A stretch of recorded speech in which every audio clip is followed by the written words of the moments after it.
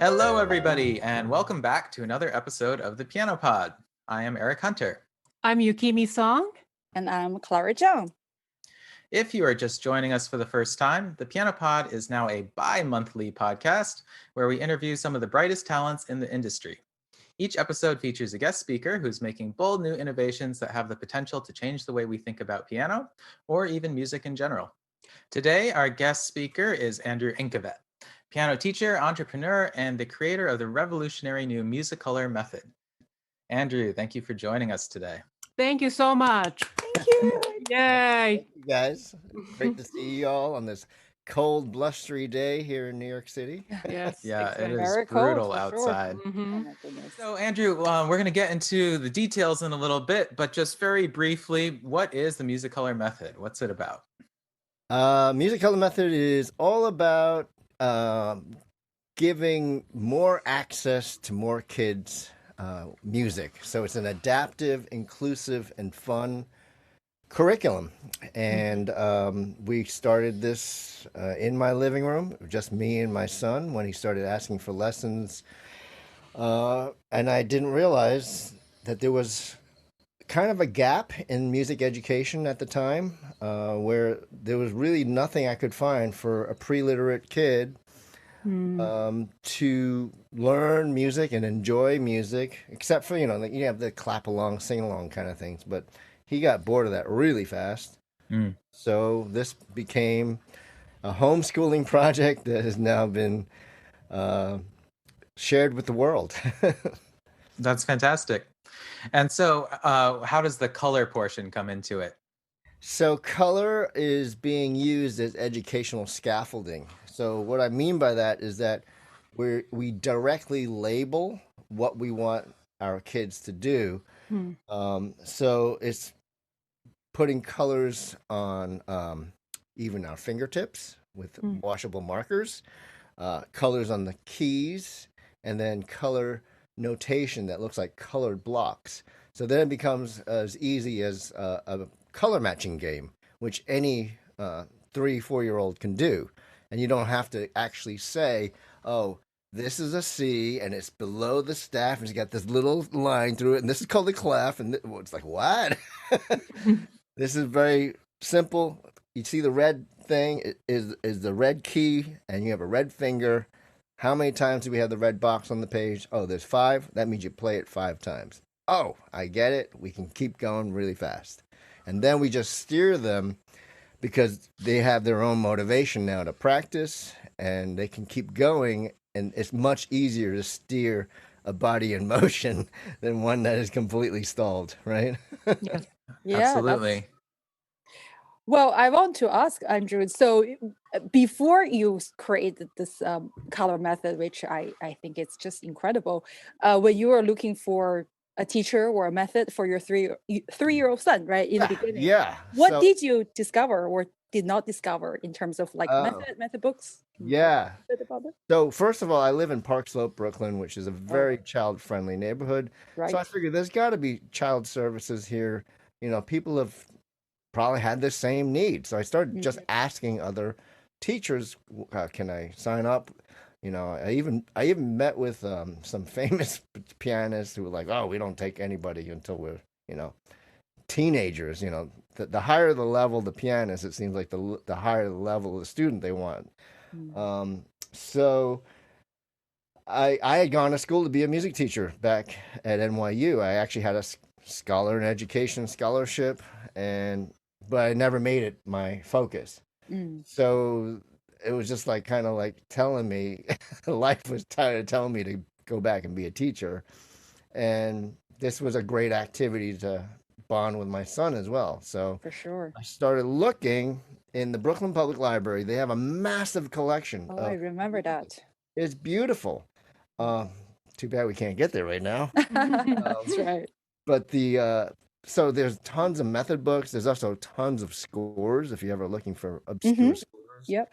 I ordered hundreds of dollars of books on Amazon, and the closest I came to was the Suzuki method, which was okay. I see that he's getting kids to play first, but then there's like almost there's like another gap between playing and reading.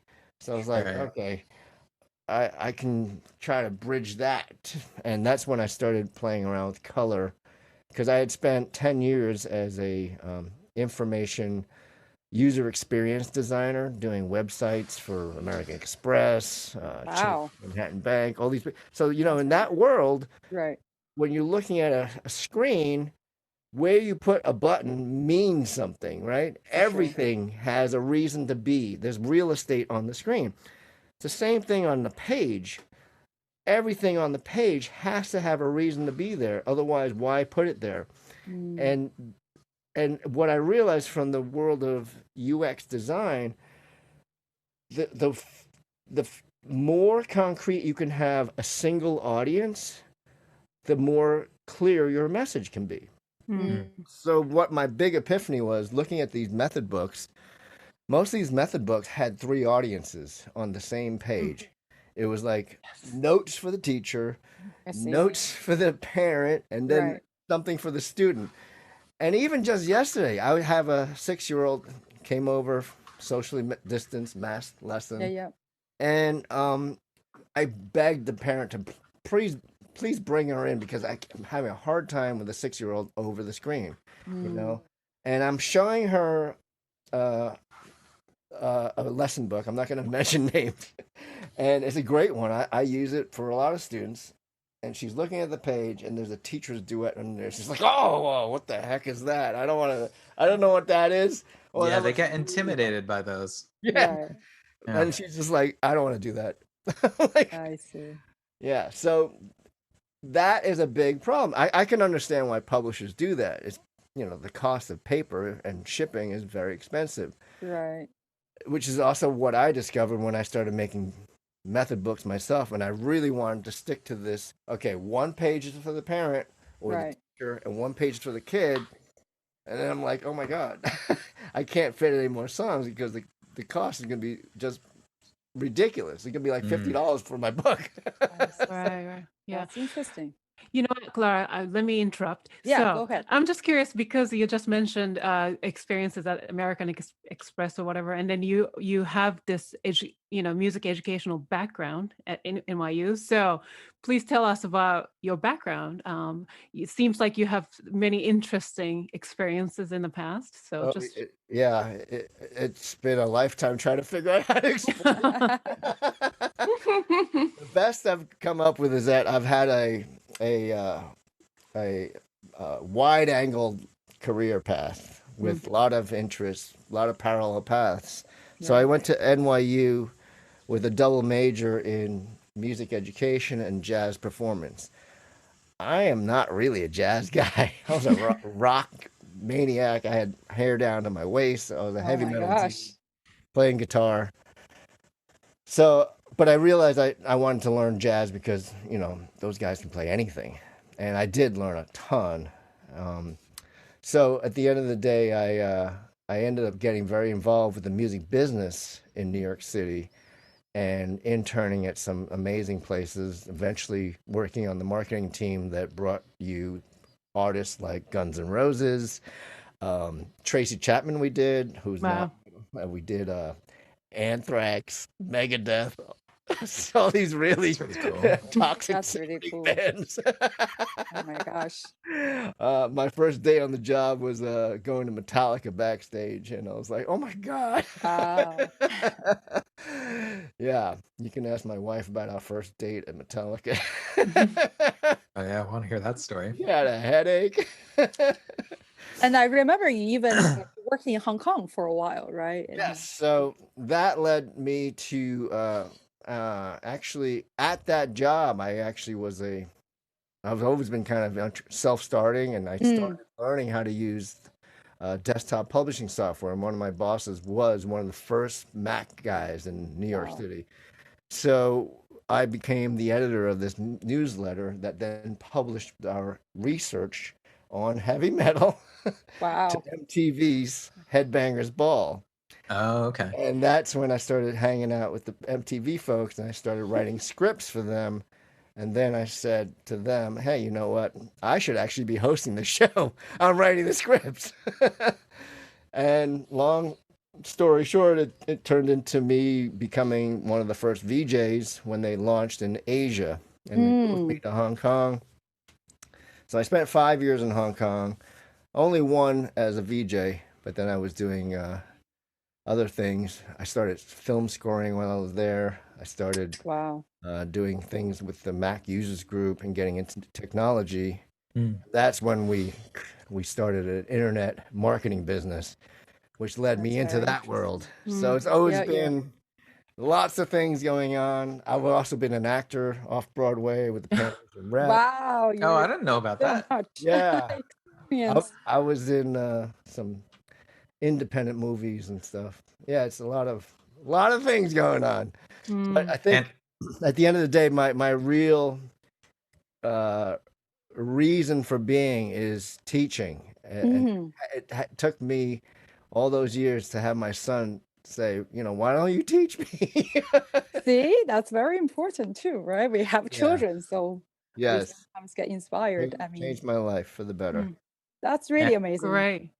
Andrew, I wanted to jump in and say I love the story of your career path because it's so non-traditional, Right.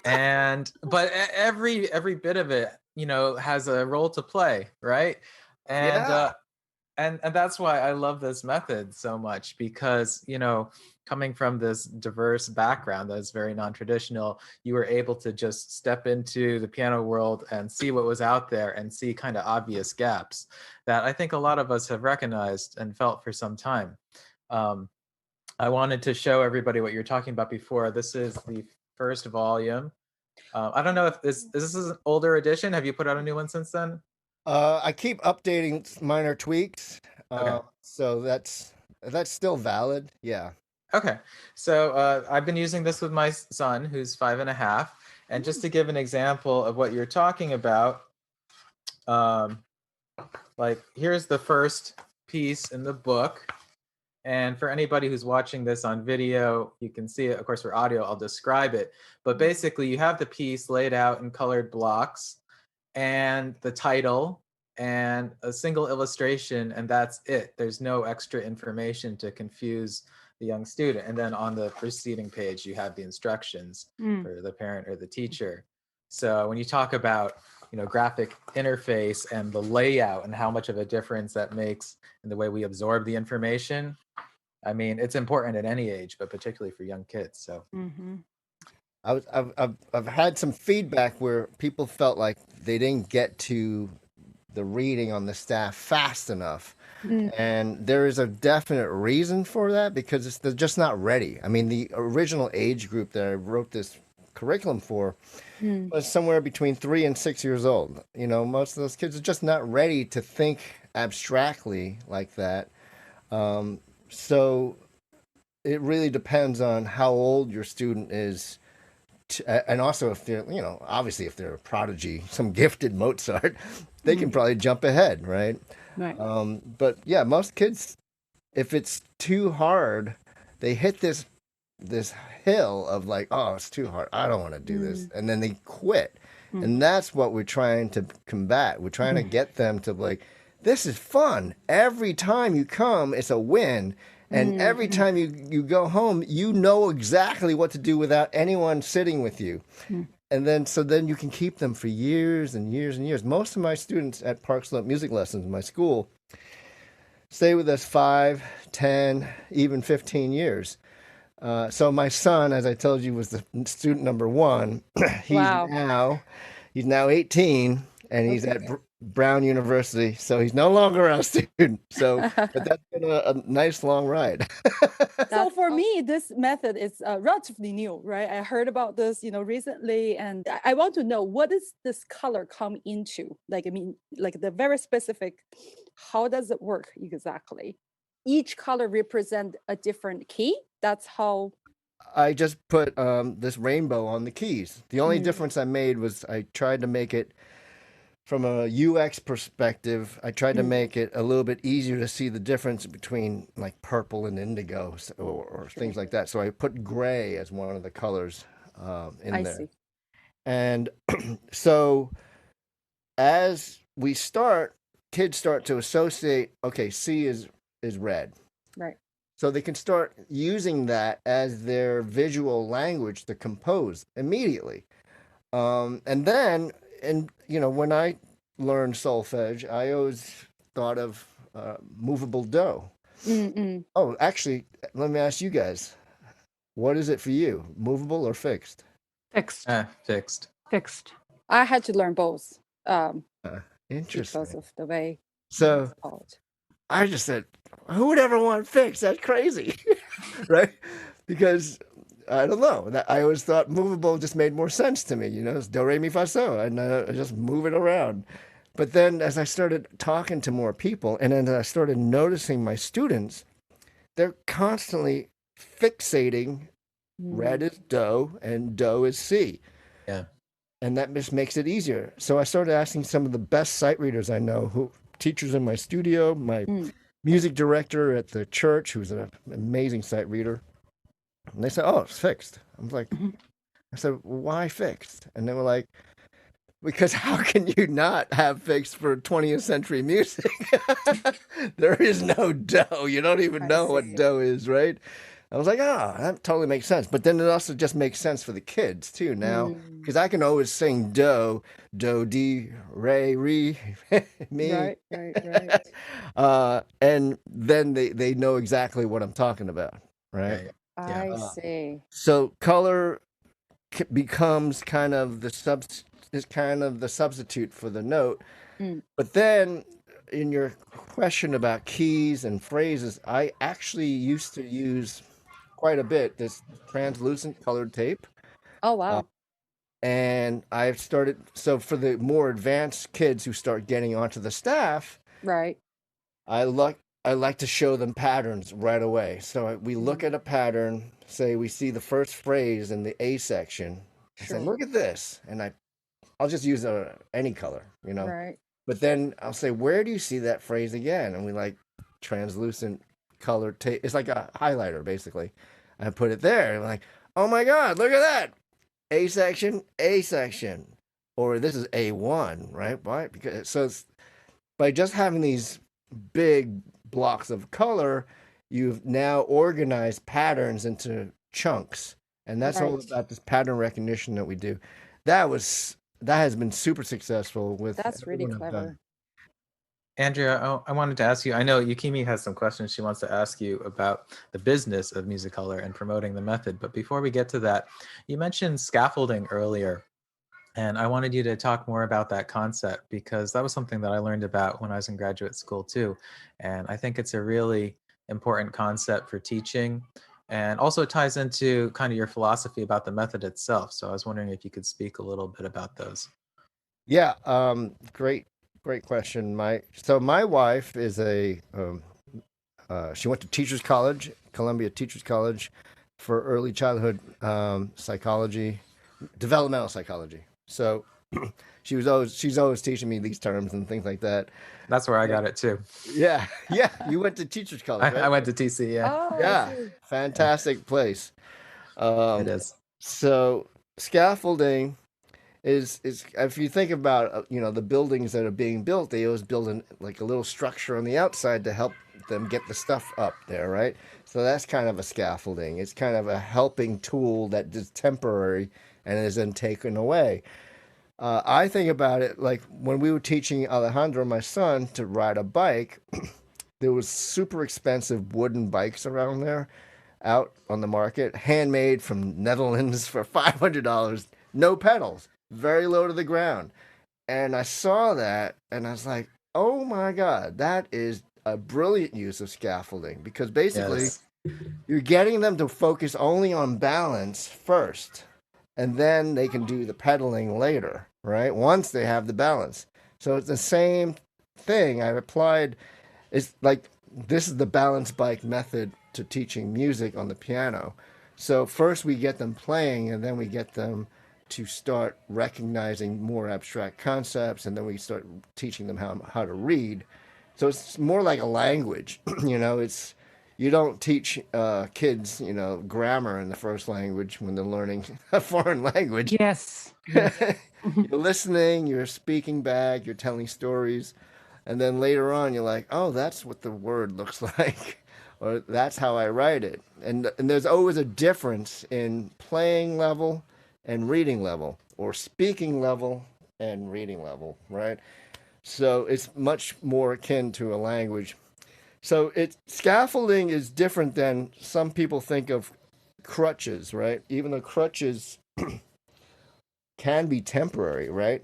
But if you stay too long in your crutches, what happens is like you atrophy, right? If you have a broken leg and you never give up that crutch, you'll never actually get off the crutch, right? So that's the thing. I've had people criticize my colors without even understanding what the philosophy is. They say, oh, this is just a crutch. They're never going to get off that. I was like, no, we have 6 phases of notation that constantly progress further, further, further, so that by the time they're done with this, they're on the staff, they're reading sharp signs, they're reading flat signs, and then the colors just naturally fall away after time. Yeah, I just want to jump in there. Just to remind people, for anybody who's a professional musician who've been reading music all their life, it can be difficult to like put ourselves back in the mind of a child. Those symbols are actually incredibly abstract. There's nothing about the symbol of a whole note that shows that it's long, it's very, very unintuitive for kids. And that's why I think it requires 6 phases to like work up to that if you really want them to be comfortable all along the way, especially since kids don't really read comfortably until quite a bit older than they can start learning music. So they call that the curse of knowledge. And that comes Exactly. from an economist came up with that term, but it's very, very appropriate to anybody who's coaching or teaching anything in any field. You forget how hard it was to learn what you know, and then you start explaining with words that don't even make any sense yet. It's like you're using your own language to explain a foreign language. Or Right. Yeah. So everyone has to be mightily aware of the curse of knowledge. I realized that my training program, the one that Eric, you went through, Yukimi went through a little bit, right? It was kind of a brain dump of massive amounts of information, all front loaded. And as I was going through it again, because I'm redesigning it now, I'm breaking it into 3 different levels: basic, advanced, and pro. I'm seeing that I didn't follow my own advice that I've been giving to students of this whole growth spiral, which I didn't even talk about yet. But I see. it's this whole. I was guilty of the curse of knowledge, saying, "Okay, you guys all here it is, a gigantic box of information. Go figure it out." I mean, it is a lifetime of information in there, but it could have been presented better, and that's what I'm so excited about right now, because I've really Streamlined it. Yeah, there's things that you don't need to know on day 1 that would be super helpful on day 30. So that kind of thing. That's where sequencing comes into play, right? Yes, Yeah. exactly. Great. One of the hat you wear is a businessman. Yeah. So I kind of want to ask you about business side of the method. So first question would be, so you chose to licensing your method instead of just selling method books like traditional method does. So can you explain to us about? Yeah. So it's really because it really does require a complete shift in mindset of, like, if I just put out my sheet music right now, people are like, "What the hell is this? I don't understand this." And it's like, it would take a long time to explain. Even the books that are out now, they're not really explaining everything. It's just like if you've gone through the program, this is great, because you're like, oh, I have the tools here. It's already pre-printed. It's nicely bound. and I can just present it to the parents, and there's some little tips for the parents to help them. But there's a whole, it's like the tip of the iceberg. There's a whole gigantic thing Mm. that it's really a series of mindset shifts, thinking outside the box. Mm. So one of my favorite thinkers is he's got this book called Deep Focus. What's his name? I'll get it. Anyway, he was talking about how, you know, getting deep focused work done, and he has another book about so good that he can't ignore you. And you, I guess you can Google who wrote those books. uh, he was saying that as you get to be an expert in any field or in anything you do, you get to the edge of the world, right? Mhm. And that's where you start to see the adjacent opportunities that you would never ever see until you got to the edge.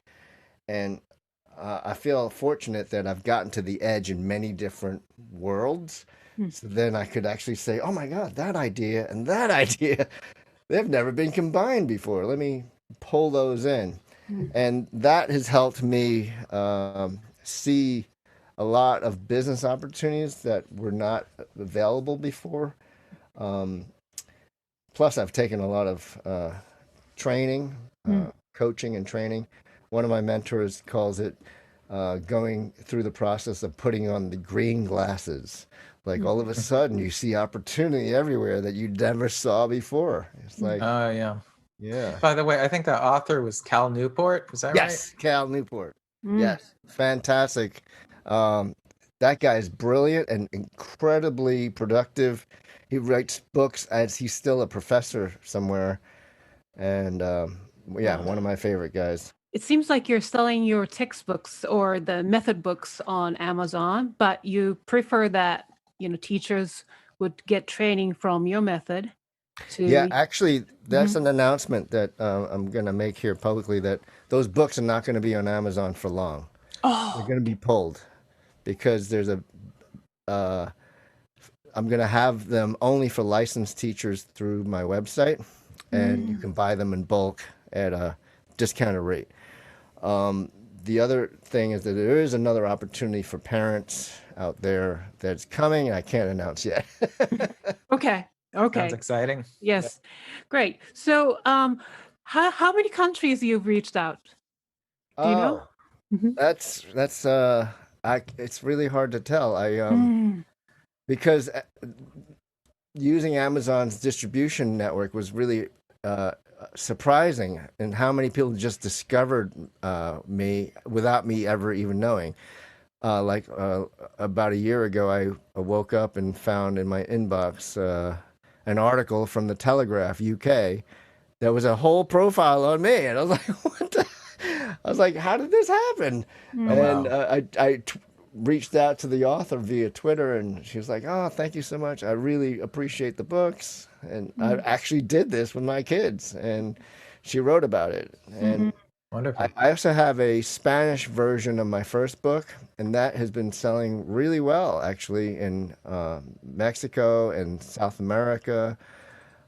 My wife is from Colombia, so Mm.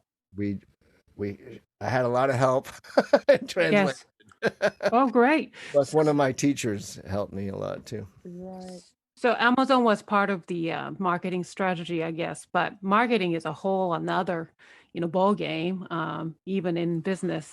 But everybody has to kind of become a salesperson of your own profession. You know what I mean? So, what is your strategy? It seems like you have some professional advice, but as much as you can reveal your secret about marketing. Wow. Well, it's wow. That's a huge question, and it's Mm. not really a secret. It's just that most people completely, uh, I guess they underestimate what it is to run a business. Marketing should be like 60% of your day's activities, Mm. Yeah. even if you're doing something else, like Mm. if you're a teacher, even. Um, it's the same thing like you're starting a restaurant or something, or a bar or something, you should be like working on getting people to taste your food instead of worrying about how fancy your business card looks, right? There's Right. certain steps to the order. But the biggest problem I think most music teachers I've talked to have is that they think it's one quick fix. They said, if I just knew how to get big on social media, or if I could just have one thing go viral, Yeah. it doesn't work that way, because you've seen people go viral and they last for a day and that's it. You know, you have to have something to take advantage of all these opportunities, so that when opportunity does strike, then you actually can make it work. So marketing is really about crafting a clear message. And no, first of all, so okay, if you want to know the big secret behind marketing, this is huge, but I didn't understand this until I spent thousands, tens of thousands of dollars. So the whole thing about marketing is about knowing who is your audience first, Yeah. right? Specific audience, not multiple audiences, just one audience. Pick one audience, make that your king audience. Then figuring out what is the offer you're giving them and why is it such a great thing. And then figure out the messaging around it, how to tell that story. And most people start with like trying to tell this story, but not being clear about the audience. So it's like it doesn't connect, you know? But when I started teaching, I made Park Slope music lessons. I said, okay, very clear. My audience is Park Slope parents just like me in my neighborhood, my one zip code. Okay, I know how to talk to them. Hi, I'm Andrew. I'm a parent just like you, and this is what I'm looking for, helping kids like my son with music. What we do is this, and why we do it is this, and we do it better because of this, and this is how much it costs. Book the lesson. Here's the price. Boom. Right? So it gets to be from audience to offer to message. And when you have, like, I've had many teachers say, well, I say, who's your audience? Who's your primary audience? And they're like, well, I have like one guy, he's 80 years old. He wants to just play, classical music. And I got 3 teenagers trying to learn enough to get into college. I have, 5 kids who are like, 2 years old, and they're just doing Mommy and Me. I'm like, wow, that's like 3 different audiences, whatever. You really have to pick one. And actually really just talk about that one, right? And then you can be clear that when people get to your website, or people know they're talking about you, it's like, oh, they're talking to me, exactly me. It's not like, do I fit in this category? If you focus on that singular audience, you will generally find more of their friends who are just like them, right? Yeah, and I want to point out that you have been incredibly successful with this strategy, because Park Slope Lessons has how many students now? We were at 110, and And how many teachers? I'm just hiring a 15th now. Yeah, Wow. there you Not go. everybody has a full caseload, because not everybody wants Right. a lot of students. They have other gigs somewhere else. But yeah, it's been I feel humbled and blessed and grateful. I know that there's, a lot of these kids, I've worked with them for 9, 10, 15 years, and I'm like family to them. They're like Yeah. family to me. So, and then supporting my teachers is super important. I spent this whole last week preparing for our recital coming up, and we have 76 kids signed up. And I'm like, oh my God, It's a long recital. we're gonna have 2 different concerts. Yeah. And they're all going to be pre-recorded, so we can maybe trim some of the dead air time. Right. Good idea. Yeah. Andrew, we're running out of time, but I wanted to ask you quickly, and this year we have to ask everybody, how has COVID affected you? And I mean, obviously it's difficult for everyone. People are dealing with it in different ways. How's it been? Yeah. Well, I feel extremely grateful and fortunate and blessed to not have had anybody I know get seriously sick or die from it. My lessons business, as soon as the city announced that we were going to have shutdowns, I had a mandatory training for all my teachers on Zoom, because I've been using Zoom for years for Musicolor coaching. So I did a full-on training on that, and by the next week, all of our lessons were switched to virtual.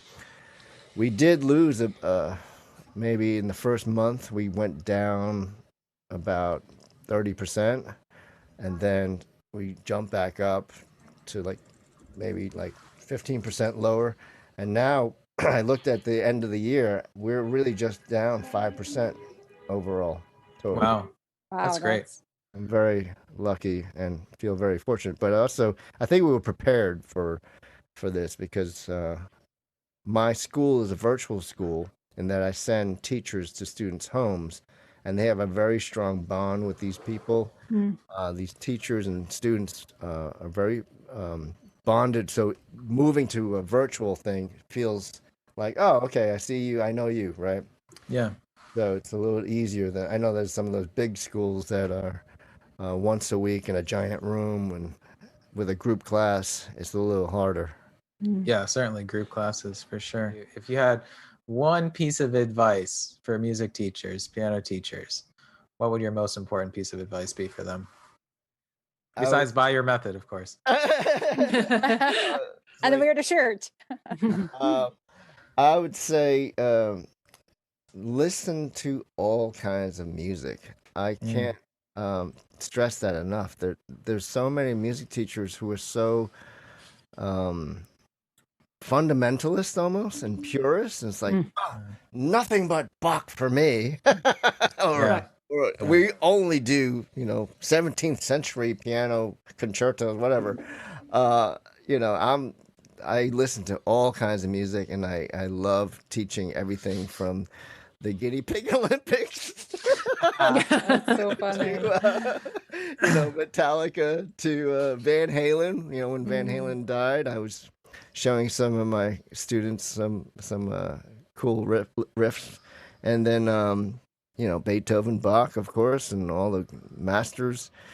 Listen to all kinds of music and be not afraid to teach it. But I would say that using the timeline of musical history to know when to teach something is also a useful idea.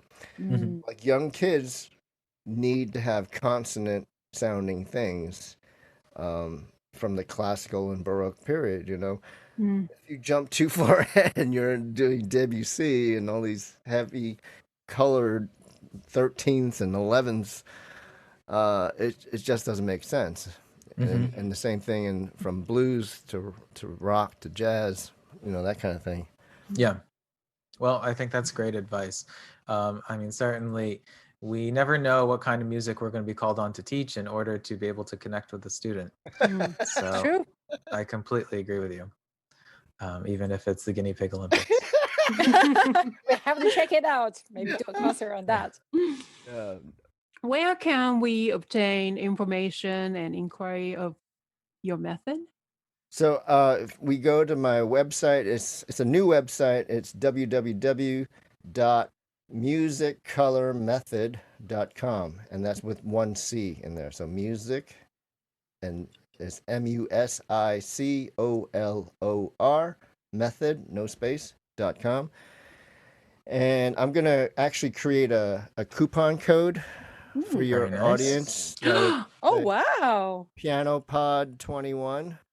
Awesome. Awesome. Oh, I As like that. whoever buys our new basic training, which is going to be much more affordable than in the past, will get a special bonus training from me. All right. I might be the Great. first one to sign up. Great. Thank you so much. All right. So now the fun segment is here. This is the new segment. It's called the Piano Pod Rapid Fire Questions. So we will ask fun questions to you, and you just need to give us a short answer for each question. So make sure it's a short answer, okay? Okay, I'm more nervous about this than anything. Yeah, don't screw up. It's Don't- really that's important. right. Yeah, you exactly. can't- Some music in the background. Yeah, no wrong answers. All right, are we ready? Yes. All right. What is your favorite food? Depends on the day of the week. Thai, Pick one. Chinese, Korean. All right, Right. great. All good choices. Cats or dogs? Cats. All right, obviously. All right, next one. What is your word to live by? Or words? Ebullience. Oh, good one. Oh, good one. All right. What is the most important quality you look for in people? Passion. Great. What is the worst quality in people you want to stay away from? Ignorance. So, which historic figure or composer do you want to learn or take lessons from if he or she were alive? Bach. Bach. Woohoo! Great. That's my All guy. right, next one. Yep. Which historic figure or composer do you wish to hang out at the bar if he or she were alive? Well, I don't know. Might be someone more like John Coltrane. There we go. Cool. Woo! Good choice. Woohoo! All right. Name one piece in your current playlist. One Piece. Oh my god. What's the? I can't even remember the names of these songs, but all right, I'll give you one that comes up all the time. Soy Joe. Okay. What's a book you're currently reading? The Promised Land. A Promised Land by Barack Obama. Oh, okay. Oh, yes. And what's your desert island piece that you only get to listen to for the rest of your life? Oh my god. Wow. Hard questions. One Piece for the rest of my life? Uh-huh. Oh boy. It might be La Mer by Debussy. Oh, I love it. Nice. Love one. it. Mhm. Beautiful. All right, I think we're going to end it there. We've tortured you enough. Those are hard. Yeah, Oh, yeah. that's the whole fun of it. All right, guys. Well, I think that concludes this episode of the Piano Pod. Thank you so much, Andrew Ingkavet, for joining our program today. And thank you, as always, to the audience for tuning in to us.